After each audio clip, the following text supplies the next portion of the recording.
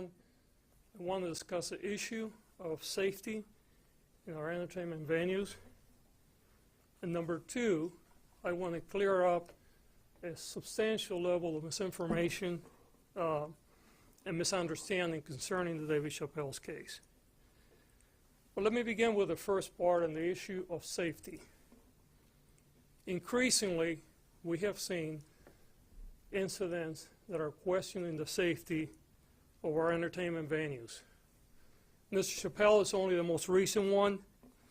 Back in December 18th of last year, during the music festival at the Bank of California, we had Mr. Daryl Cadwell was murdered.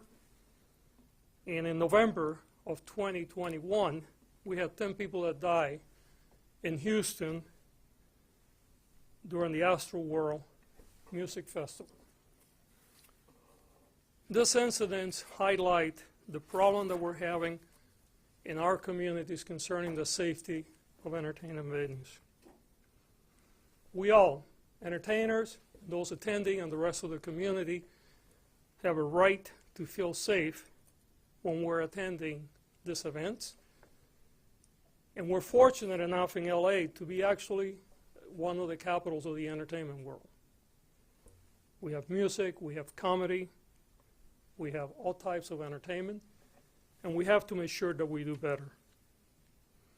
And for that reason, I am convening a group of stakeholders that will include venues, event security, law enforcement, and other stakeholders in order to discuss protocols to ensure that we improve the safety in our local venues, countywide, and hopefully share what we learn from others around the nation.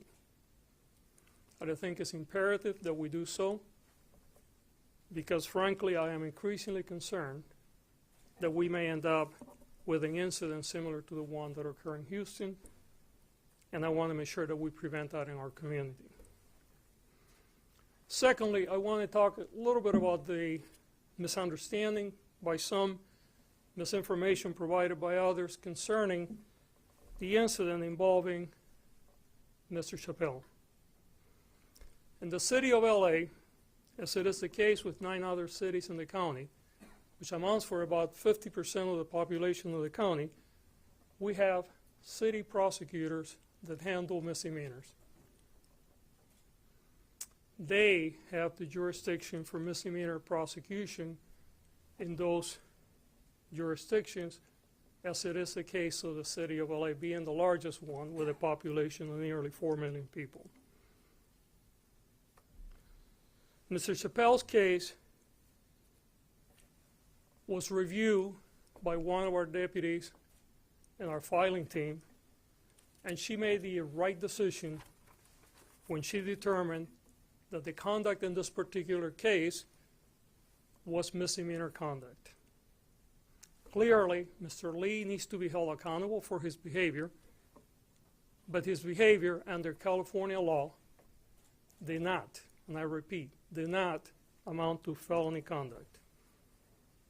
And let me tell you why.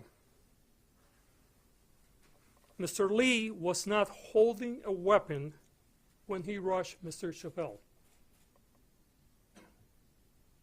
And we can see that by the video, and we also know that from interviews with witnesses.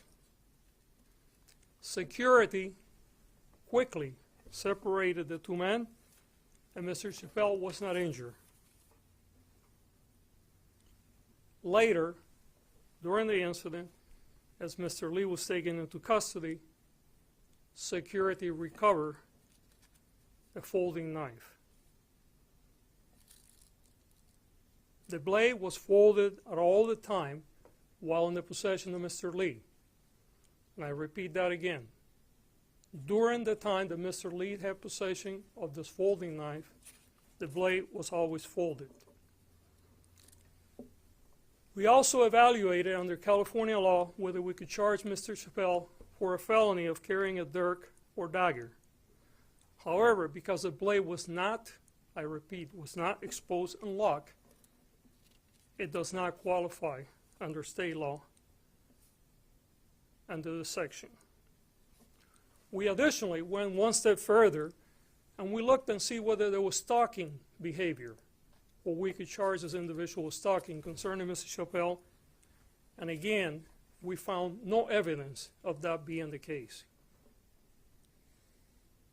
Given the totality of the circumstances, this case was referred to the LA City Attorney, which was the appropriate course of action.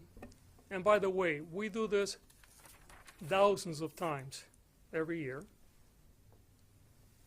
And while it is true that Mr. Lee committed criminal behavior and he should be held accountable, the place for accountability in this case, given his behavior, will be by a prosecution by the LA City Attorney, who has the jurisdiction to handle this case.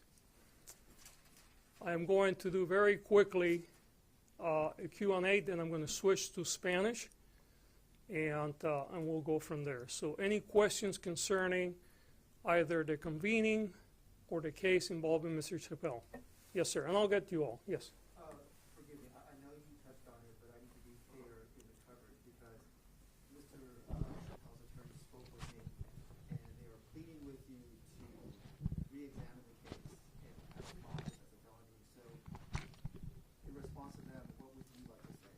I think it's just being asked and answered, and that, you know, why I answered this. I went through the reason for the declination. By the way, we will give you all a copy of the declination.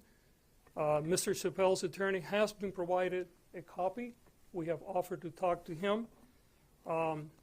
Again, under California law, the totality of the circumstances do not support a felony prosecution. But again, we'll provide you the declination so you can also read it. I saw your hand up here, ma'am. Yes, Yeah. if you could just talk a little bit more in detail about the convening, what kind of protocols maybe do you have in mind? Yeah. And again, who's going to be at it and when is it going to be convened? Yeah, so we have reached out to, and I'm not going to discuss the venues at the moment, but we have reached out to most of the major venues in the county. We also are reaching out to major party promoters or people that promote this event. We'll be talking to law enforcement and security, and we want to have a roundtable discussion to sort of do an analysis of what occurred at the Bank of California, what occurred at the Hollywood Bowl the other day, and since we know a great deal of what occurred in Houston, also look at Houston. And my hopes is that we will, as a group, come up with protocols that would be used as a blueprint moving forward for the different types of venues and ensure that then people follow those. My goal is to have voluntary compliance with this. However, we do have other tools if we find negligence and failure to try to come up with better solutions. Any other questions? Yes. Does that mean that you expect the roundtable group to come up with suggestions that would be recommended to the venues, and then they would be expected to comply, and if they didn't, there would be some kind of enforcement mechanism? Yeah, what it means is that what I'm hoping is that collectively, and they're the experts, by the way. Well, I'm not an expert on this area, but collectively we're going to do the convening, we're going to facilitate, and what I'm hoping is that we bring experts to the table, including those that are doing the work, and come up with a set of protocols that will become sort of an industry standard, and that will be certainly followed in LA County. Hopefully, not hopefully, we'll share it with other jurisdictions, and basically set up a set of best practices that will become the process by which those venues are protected. Could I ask a follow-up as well about the charging of the misdemeanor? We've spoken with a number of people in the entertainment community who feel that by charging this as a misdemeanor, it sends a bad message to those in the entertainment community that they're not being fully protected by the district attorney's office. What can you say to that? Well, the problem is that the conduct is not felony, right? I cannot make up something up. You know, it would be inappropriate for us to charge this case as a felony when you look at the totality of the circumstances. We look at every case through the same set of lenses. We look at the penal code, which is the process that we have to go by if we're going to prosecute a case. We analyze the facts, we compare it to what the penal code asks, and then we determine, can we prosecute the case for a particular offense. In this particular case, after we looked at all the circumstances surrounding the case, we analyzed it against California law, and we look at our burden of proof, which is a burden beyond a reasonable doubt. Our deputy, and again, I want to underline, I support her decision because she was right, determined that this was not felony conduct. There will be accountability, and as I mentioned before, the reason why we're convening this group is because I too feel that there's a certain level of insecurity of these venues that is not only impacting the entertainers, it's impacting the community as well, right? We saw in Houston there were 10 members of the public that died, and there were security failures there. And I don't necessarily think that we're immune from having what occurred in Houston occurring here. So what I want to make sure to reassure everyone, both the entertaining community as well as those that come to these venues, is that we're going to do everything that we can here in LA County to provide best practices. Okay? Any other questions? Yes, sir. There's some speculation about Mr. Lee reaching for his waistband for this night. Is that not true?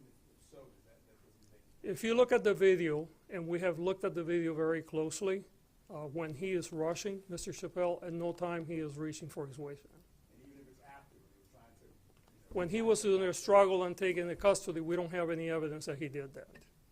Yes, sir. So I want to ask you about this and then also about the round table. So Michelle Dudd, she made that decision on her own. You weren't involved in that? That's correct. You have to remember that this office looks I at know, over just 100,000 I know. cases a year. I think anybody that thinks that I review every case in this office is not connected to reality. This is a very large county. I have very good people in our filing team, and they're well trained, and she made the right decision. Was this not categorized as a wobbler? The problem is that when you look at the totality of the circumstances here, the lack of injuries, no holding of the weapon, you know, there's too many factors that really tilt the scale towards a misdemeanor as opposed to a felony. But was it a wobbler? Well, we determined that it would not be a felony, Yeah. right? So that's why we are. Well, that's what a wobbler is. It could be a felony, it could be a misdemeanor. But that's based on the analysis of the facts, and based on the analysis of the facts, our filing deputy correctly, I believe, reached the opinion that this case was a misdemeanor. If the case would have occurred in an area where we prosecute misdemeanors, we would have filed the case as a misdemeanor.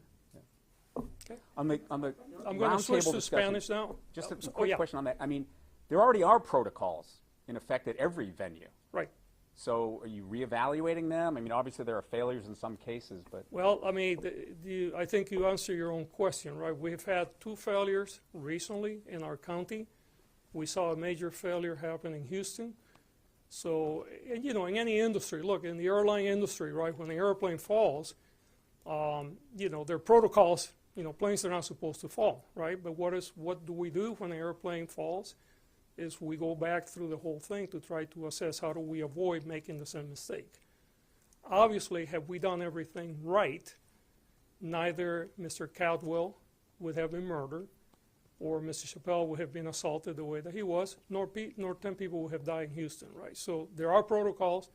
There are obviously failures there.